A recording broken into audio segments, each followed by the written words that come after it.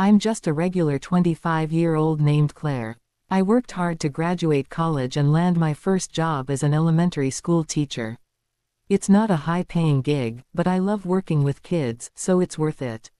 Still, money's tight, especially when you're just starting out. That's why I've been living with my parents, Robert and Elaine, in the same suburban house I grew up in. It's not glamorous, but it's practical. They charged me a reasonable amount for rent, as Dad liked to say. I bought my own groceries and helped out around the house, mowing the lawn, fixing things, cleaning out the garage when Dad hurt his back. My plan was simple: stay for a couple of years, save some money, and eventually find a place of my own. That plan unraveled the moment my older sister Samantha re-entered the picture. Samantha is 32 and, well, she's never exactly been the responsible type. She was always the golden child. Maybe because she was the firstborn, or maybe because our parents had a soft spot for her. She could do no wrong in their eyes. She dropped out of college twice. The first time because she wasn't inspired, the second because the professors were too demanding. She's never held a job longer than a few months, always quitting and blaming someone else when things went wrong. Meanwhile, I scrubbed toilets at a diner to save for college and took out loans to pay tuition. Samantha had been living on her own these past couple of years, or so I thought. Turns out she was bouncing between apartments, behind on rent, leaning on our parents the entire time. Then one day she showed up, pregnant. I'm not here to judge anyone, but Samantha wasn't exactly in a stable place. The baby's father had bailed the moment he found out. Instead of pulling herself together, Samantha ran straight to Mom and Dad. Within a week, they were renovating the basement into a full apartment for her, complete with a kitchenette. I overheard Mom mention dipping into their retirement to fund it. I stayed quiet. If they wanted to spend their savings on her, that was their choice. I figured she'd live in the basement, I'd keep doing my thing, and that would be that. Wrong. Soon the guilt trip started. Samantha's going through so much, Mom said, eyeing me like I was the solution to all her problems. She doesn't have anyone else to lean on. Dad chimed in too, you should be grateful for what you have. Not everyone's as lucky as you. Lucky. I was barely scraping by. Meanwhile, Samantha got a fully renovated apartment and bottomless support. Then one night, I overheard Mom and Dad talking.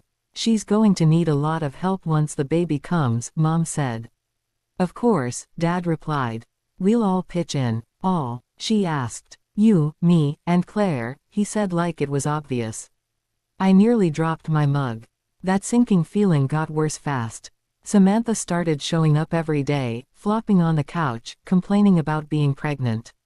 Must be nice to have a job and no kids, she'd say, like my stability was some cosmic injustice. I bit my tongue. I knew they were going to ask me for something, I just didn't know how bad it would be. Then came spaghetti night. That was Dad's signature, family meeting, meal. Midway through dinner, Mom cleared her throat. So, we've been thinking, she began. My stomach turned. With Samantha moving in, she'll need some help, she said in a syrupy voice. Help with what exactly? I asked. The baby, Dad cut in. Just keeping an eye on her while she gets back on her feet. You're already home by 3 most days, and you're so good with kids. I stared at them. You want me to come home after teaching all day and babysit? It's not full-time, Mom said quickly. Just when you're home. You're not even paying market rent. Dad added, like that made it okay. I'm already helping around the house, I said. I pay rent, buy my food, do chores. Why is this not enough? We're all family, Mom said. Family helps each other. Wow, Samantha finally looked up from her phone. Didn't realize helping your sister was such a big deal for you. That was it. You're seriously trying to guilt me into raising her child. I said. She's 32. She made choices. Now you want me to fix them. If you're not willing to help, maybe we need to rethink your rent, Mom said, ice in her tone. So I either become Samantha's nanny or you raise my rent. It's not punishment, Dad said. It's about being part of the family. I stood. No, it's about control. You're enabling her again and trying to drag me into it. Don't talk about your sister like that. Mom snapped. I'm done. I stormed upstairs, heart pounding. I lay awake all night, furious and cornered. It was clear they didn't see me as a daughter anymore, just a tool. The next few days were hell. Passive-aggressive comments flew nonstop. Must be nice to have free time, Dad said. Some people don't have that luxury, Mom added. Samantha was there constantly, throwing her stuff everywhere, taking over the living room, eating my groceries without asking. When I confronted her, she rolled her eyes. Chill out, Claire. It's just food. Mom cornered me in the kitchen. You owe your sister an apology. For what? For making her feel unwelcome. She ate all my food. It's just food. You can always buy more. That's when I knew there was no reasoning with them. Then Dad brought out a budget spreadsheet. With Samantha moving in, expenses are going up. If you're not going to help with the baby, we might need to raise your rent. I left the room without another word. That night, I opened my laptop and started planning. I didn't have much saved, but enough if I was careful. My coworker Ellie had mentioned needing a roommate. I texted her. Still looking. Yep. You in. We talked after work, and I was sold. It wasn't fancy, but it was clean, split evenly, and drama-free. I packed slowly, storing essentials in my car trunk, hidden under a blanket. I documented everything, photos of my room, receipts, serial numbers, because I knew how Amanda operated. Then I wrote a formal 30-day notice and slid it under their bedroom door at 6 a.m. By the time I got home that evening, all hell had broken loose. You're really doing this? Mom cried. Yes. I'm moving out by the end of the month. What about Samantha? The baby? She sobbed. They're not my responsibility. You weren't like this before. Dad shouted. I've been paying rent and supporting myself since graduation. I'm not your backup plan. They tried every manipulation they could.